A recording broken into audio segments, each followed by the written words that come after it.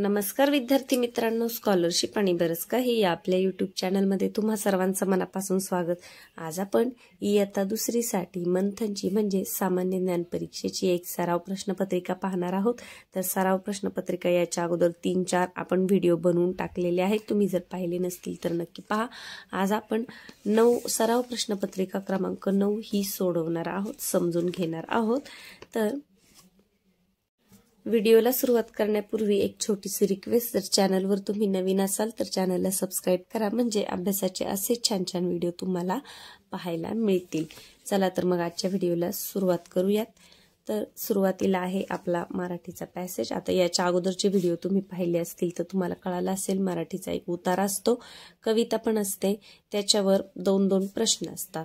आता पहा, उतारा आपण वाचला तरी चालेल किंवा डायरेक्ट आपण प्रश्न वाचला तरी नंतर उत्तर शोधताना उतारा तो आपला वाचून होणार आहे। मोराच्या मादीला काय म्हणतात? पहा, पावसाळा येतो, आकाशात ढग जमतात, मोर थुई थुई नाचतो। मोराने नाचायला सुरुवात केली की तो पिसारा फुलवतो। मोराचा पिसारा छान दिसतो म्हणून मोर पाहणाऱ्याला चकित करतो। मोराच्या डोक्यावर तुरा असतो। मोराच्या चालण्यात एक प्रकारचा डौल असतो। मोराच्या मादीला लांडोर म्हणतात। काय म्हणतात? लांडोर म्हणतात। पहा, सांडणी का नाही? सांडणी उंटाची असते, मोरणी नाही, फक्त लांडोर। मैना, पोपट, मैना असं म्हटलं जातं, तर मोराची काय असते? लांडोर। पर्याय क्रमांक 3चा गोल तुम्ही तिथे रंगवायचा आहे। पुढे पहा, आपला राष्ट्रीय पक्षी कोणता आहे? आता हा प्रश्न सगळ्यांनाच माहित आहे, आपला राष्ट्रीय पक्षी कोणता आहे? मोर आहे। तरी पहा एकदा, असा हा सुंदर मोर आपला राष्ट्रीय पक्षी आहे, म्हणजे आपला राष्ट्रीय पक्षी आहे मोर। यानंतर खालील वाक्यांपैकी वर्तमानकाळी वाक्याचा पर्याय क्रमांक शोधा। सचिनने पुस्तक वाचले। वाचले म्हणजे वाचून झालेले आहे, तर भूतकाळ आहे। वाचील म्हणजे भविष्यकाळ आहे। वाचणार आहे हे सुद्धा भविष्यकाळ आहे। सचिन पुस्तक वाचतो, तर हा आहे वर्तमान काळ, म्हणजे पर्याय क्रमांक 3। पुढे जाऊया। पुढील वाक्यातील नाम ओळखा। अजय हुशार व प्रामाणिक आहे। आता नाम कशाला म्हणतात? एखाद्या व्यक्तीच्या, वस्तूच्या ठेवलेल्या नावाला नाम असे म्हणतात। तर पहा, याच्यामध्ये कोणतं नाव आलेलं आहे? अजय। अजय कोणाचं नाव आहे? मुलाचं नाव आहे। मग पहा, अजय हुशार हे विशेषण आहे, हे क्रियापद आहे। पुढे जाऊया। खालील शब्दगटातून एकवचनी शब्दाचा पर्याय शोधा। आता झाडे, एक झाड, अनेक झाडे, म्हणजे हे अनेक वचने आहे। एक आंबा, अनेक आंबे, एक पान, अनेक पाने, आणि एक फळ, अनेक फळ किंवा फळे, तर एकवचनी कोणतं आहे? फळ। पर्याय क्रमांक 4। पुढे जाऊया। पुढील वाक्यात कोणते विरामचिन्ह दिले आहे? तो पर्याय शोधा। अजय दररोज व्यायाम करतो। आता पहा, इथे काहीच दिसतंय का तुम्हाला? मध्ये कोणतं? अगदी शेवट फक्त आपल्याला पूर्णविराम दिसत आहे। वाक्य पूर्ण झाल्यानंतर पूर्णविराम दिला जातो, तर पहा कुठे लिहिले पूर्णविराम? पर्याय क्रमांक 3। पुढे पहा, सासरा या शब्दाचा विरुद्ध लिंगी शब्द पर्यायातून शोधा। सासरा सासरे होतं का? नाही। सासू हे बरोबर आहे। सासरा सासू, दीर जाऊ। पुढे जाऊया। सोबतच्या आकृतीतील अक्षरांपासून एक म्हण तयार होते, त्या म्हणीचा योग्य पर्याय शोधा। आता पहा, री दा, आता दा दिसलं की आपल्याला कळते, दाम करी काम, दाम करी काम। पहा, म्हणजेच पैशाने सगळी कामे होतात। दाम करी काम, काम करी दाम नाही, दाम करी काम। आता इथं पहा, तेच शब्द फिरून फिरून दिलेले आहेत। दाम काम करी मदारी, काम करी दाम, आणि दाम करी काम, तर योग्य काय आहे? दाम करी काम। पर्याय क्रमांक 3। पुढे जाऊया। खालील पर्यायातून शुद्ध शब्दाचा पर्याय शोधा। प्राण, विमान, बिछाना, चिमणी। आता पहा, प्राणमध्ये न बाणाचा हवा होता, विमानमध्ये न नळाचा पाहिजे होता, बिछानामध्ये सुद्धा न नळाचा पाहिजे होता, चिमणी हा शुद्ध शब्द आहे। चिमणीमध्ये न बाणाचा असतो। चला, पहिली वेलांटी, नला दुसरी वेलांटी, म्हणजे आपलं उत्तर आहे पर्याय क्रमांक 4। तर शुद्ध अशुद्ध शब्दाचा सराव तुम्ही कसा करू शकता की आपल्या पुस्तकामध्ये मंथनच्या जे शब्द दिलेले आहेत ते मधून मधून लिहित चाला, वाचत चाला, म्हणजे तुमच्या लक्षात राहील की वेलांटी कितवी द्यायची, न नळाचा आहे की बाणाचा आहे। पुढे जाऊया। खालील पर्यायातून विरुद्धार्थी शब्दांची चुकीची जोडी शोधा। चुकीची जोडी शोधायला सांगितली। आता पहा, सोपे कठीण हे बरोबर आहे, लहान मोठे हे बरोबर आहे, छान सुंदर हे विरुद्ध आहे का नाही, छान म्हणजेच काय आहे, सुंदर म्हणजे हे समानार्थी झालं, छान छान सुंदर, आता हे एकाच अर्थाचे शब्द झाले, छान आणि सुंदर, सुंदर कुरूप असतं तर मग ते विरुद्ध झालं असतं, आनंद दुःख हे बरोबर आहे, म्हणजे चुकीची जोडी कोणती आहे, पर्याय क्रमांक 3. पुढे पाहूया, पुढील शब्द समूहाबद्दल येणारा योग्य शब्द पर्यायातून शोधा. विमान थांबण्याची जागा काय म्हणतात, बस स्थानक म्हणतात का, बस स्थानकावर तर बस थांबतात, विमानतळ म्हणतात का, बरोबर आहे, विमान थांबण्याची जागा म्हणजे विमानतळ, इंग्लिशमध्ये आपण त्याला एअरपोर्ट म्हणतो. रेल्वे स्थानक रेल्वेसाठी असतं आणि बंदर कोणासाठी असतं, जहाजांसाठी असतं, जहाज थांबण्याची जी जागा असते त्याला म्हणतात बंदर. तर आपलं उत्तर काय आहे, विमान थांबण्याची जागा विमानतळ. पुढे जाऊयात, खालील शब्दाचा जोडशब्द होण्यासाठी योग्य शब्दाचा पर्याय शोधा. कांदा लिंबू होतं का नाही, कांदा मिरची होतं का नाही, कांदा पाणी होत नाही, कांदा भाकरी, कांदा भाकरी बोलताना असं बोललं जातं. तर आता जोडशब्द म्हणजे जे जोडून येतात ते शब्द, याचं एक वेगळं प्रकरण ह्याच्यामध्ये प्रज्ञाशोधच्या पुस्तकामध्ये दिलेलं आहे. भरपूर असे जोडशब्द दिलेले आहेत, तुम्ही नक्कीच वाचा. पाऊस, पाणी, पीक, पाणी, घर, दार या पद्धतीचे जे शब्द आहेत त्यांना जोडशब्द म्हणतात. तर कांदा लिंबू किंवा कांदा मिरची, कांदा पाणी नाही म्हणत, तर कांदा भाकरी असं म्हटलं जातं. पुढे जाऊयात, सुसंगत वाक्याचा परिच्छेद करायचा आहे. जानेवारी महिन्यात आपण टिंबटिंब हा सण साजरा करतो.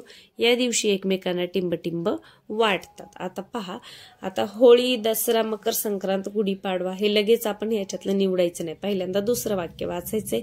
या दिवशी आपण एकमेकांना टिंबटिंब वाटतात. आपट्याची पाने, लाह्या, लाडू का तिळगुळ.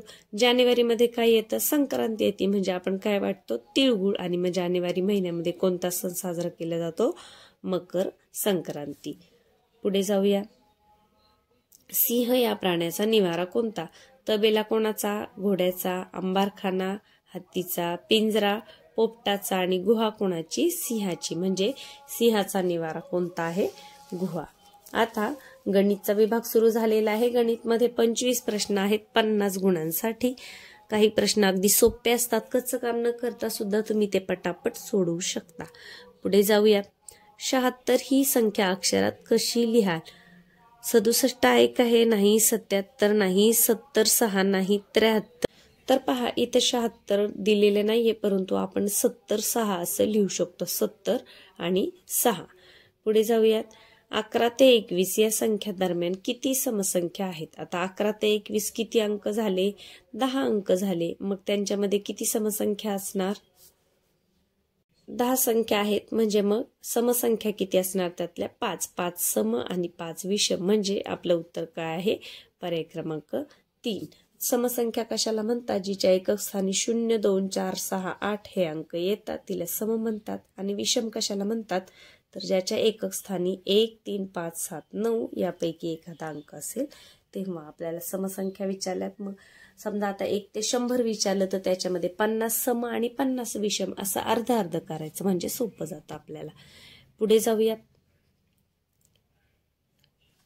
2 अंकी सर्वात मोठ्या संख्येत 1 मिळवला तर किती उत्तर येईल. आता 2 अंकी सर्वात मोठी संख्या कोणती, आता 2 अंकी सर्वात लहान संख्या आहे 10, त्याच्या अगोदर 1 ते 9 काय आहे, 1 अंकी संख्या आहेत. मग आपल्याला विचारले काय की 2 अंकी सर्वात मोठ्या संख्येत 1 मिळवला. आता 2 अंकी सर्वात मोठी संख्या आहे 99, मग त्याच्यामध्ये आपण 1 मिळवला तर किती होणार, 100 होणार. 2 अंकी मोठ्यात मोठी संख्येमध्ये 1 मिळवला तर 100 होतं. तर आता इथे 100 तुम्हाला पर्याय दिसतो का नाही. 1 दशक म्हणजे 1 वर दशकचा 1 शून्य ठेवून द्यायचा, म्हणजे 10 आले का नाही. 10 एकक म्हणजे 10 वर काही शून्य लिहायचे नाही, फक्त 10च, तर हे सुद्धा नाही. 10 शतक, 10 शतक म्हणजे 10 वर जर शतकचे 2 शून्य दिले तर त्याचा अर्थ 1000 होईल. 1 शतक म्हणजे 100, किती होईल, आपलं उत्तर काय आहे, 1 शतक. म्हणजे जेव्हा 2 अंकी मोठ्यात मोठी संख्या ती आहे 99, तिच्यामध्ये 1 मिळवला की होतात 100. 3 अंकी जर 100 ही किती येते, 3 अंकी संख्या येते, त्यामुळे 2 अंकी मोठी संख्या 99. पुढे जाऊयात, 64 अधिक 25 बरोबर किती? आता हे तोंडी उदाहरण विचारलेलं आहे. 64 अधिक 25 तोंडी नाही जमलं तर याप्रमाणे कच्चं काम करा. 64 अधिक 25 5 आणि 4 9 6 आणि 2 8 म्हणजे 89. कुठे आहे पहा 89? पर्याय क्रमांक 3. 1 दशक 10 दशक बरोबर किती? आता 10 दशक म्हणजे 10 वर दशकचा 1 शून्य द्यायचा म्हणजे किती होतील? 100. कुठे आहे पहा याप्रमाणे. जर 10 शतक म्हटलं असतं तर शतकचे 2 शून्य दिले असते.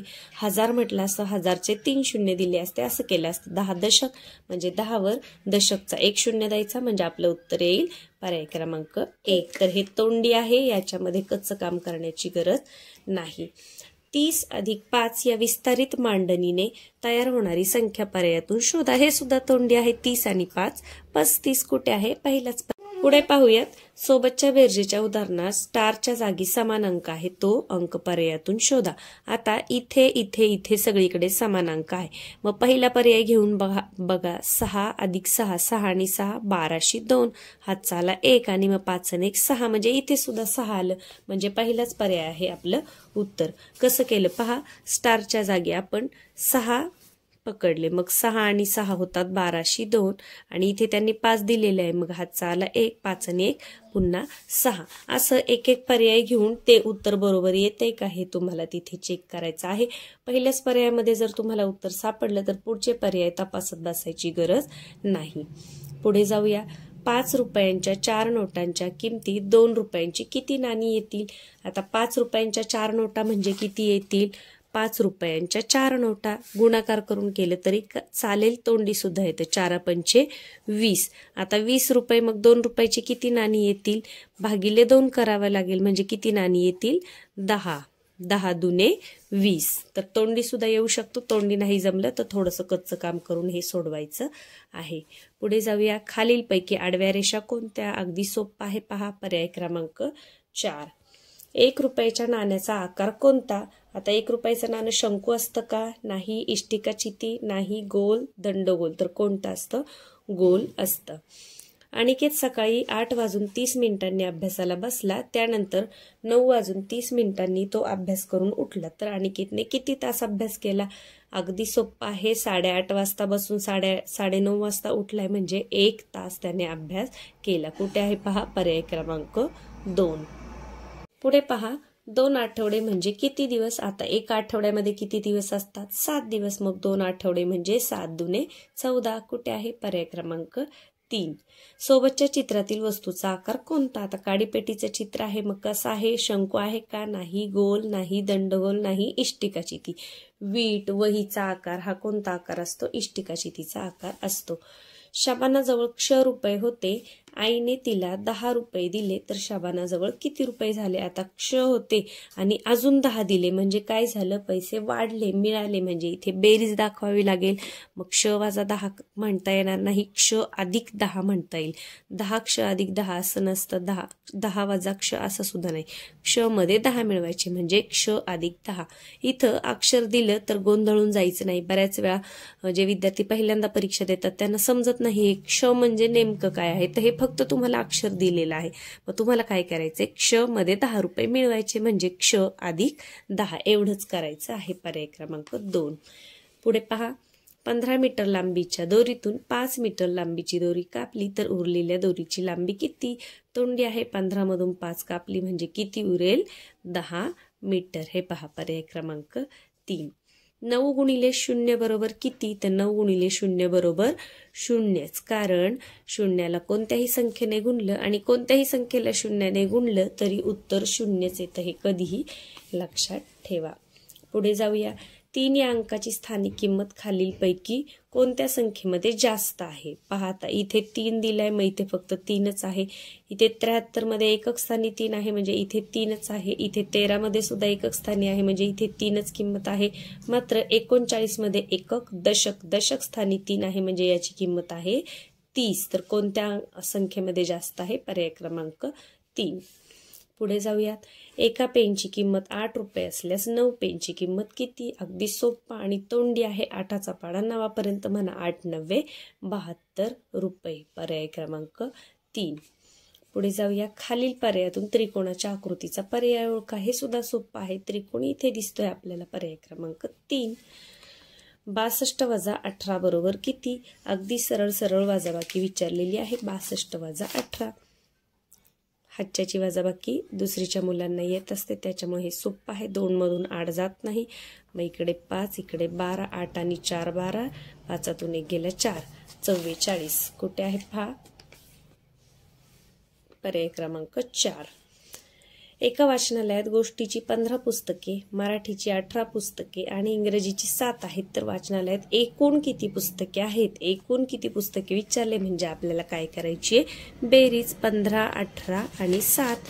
मग बेरीज मांडून करा. 15, 18 आणि 7 एवढंच आहे. 15, 18 आणि 7. मग बेरीज करूया. 7 आणि 7 14 आणि 1 15 आणि 5 20. 0. हातचे आले 2. 2, 3, 4. किती पुस्तके आहेत? 40 पुस्तके आहेत. कुठे आहे? पर्याय क्रमांक 2. पुढे पहा. या संख्या चढत्या क्रमाने लिहिल्या तर शेवटच्या क्रमांकावर कोणती संख्या येईल? आता आपल्याला शेवटची संख्या विचारली आणि संख्या चढत्या क्रमाने लिहायच्या. चढत्या क्रमाने लिहायच्यात म्हणजे सुरुवातीला छोटी संख्या, मग थोडीशी मोठी, मग थोडीशी मोठी. चढत्या क्रमाने लिहून आपल्याला शेवटची संख्या जर पाहिजे तर हे चढता क्रम लावत न बसता फक्त मोठी संख्या याच्यामधून शोधायची आहे. तर पहा 21, 13, 43, 31. तर सर्वात मोठी कोणती आहे? 43. म्हणजे चढत्या क्रमाने लिहिल्यावर सर्वात शेवटी कोणती संख्या येणार आहे? 43 हीच येणार आहे. तर पर्याय क्रमांक 3 हे आहे तुमचं उत्तर. खालील पर्यायातून चुकीचा पर्याय शोधा. 5 7 35 बरोबर आहे. 2 8 16 बरोबर आहे. 3 9 27 बरोबर आहे. 4 3 15 हे चुकीचं आहे. 4 3 किती होतात? 12. तर पाढे पाठ असणं महत्वाचं आहे. पाड्यांवर आधारित प्रश्न कसाही विचारला जाऊ शकतो. पुढे पहा. पुढे दिलेल्या चित्ररूप माहितीवरून उत्तर द्यायची. हा मोठा प्रश्न वाचत न बसता प्रश्नावर या.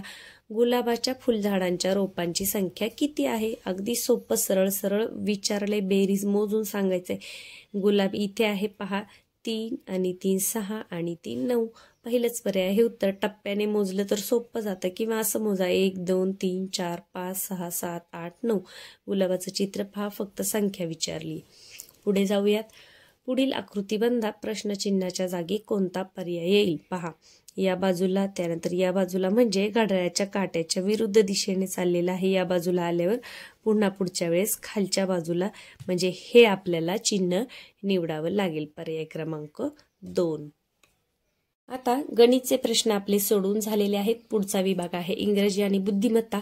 तर ते आपण पुढच्या भागामध्ये पाहणार आहोत. म्हणजे व्हिडिओ जास्त मोठा होणार नाही आणि विद्यार्थ्यांना समजायला सुद्धा सोपं जाईल. व्हिडिओ जर तुम्हाला आवडत असतील तर व्हिडिओच्या खाली जे लाईकचं बटन आहे त्याला प्लीज क्लिक करायला अजिबात विसरू नका. आणि चॅनलवर नवीन असाल तर सबस्क्राईब करा, म्हणजे अभ्यासाचे असे छान छान व्हिडिओ तुम्हाला मिळत राहतील. चला तर मग भेटूया पुढच्या व्हिडिओमध्ये. Bye bye.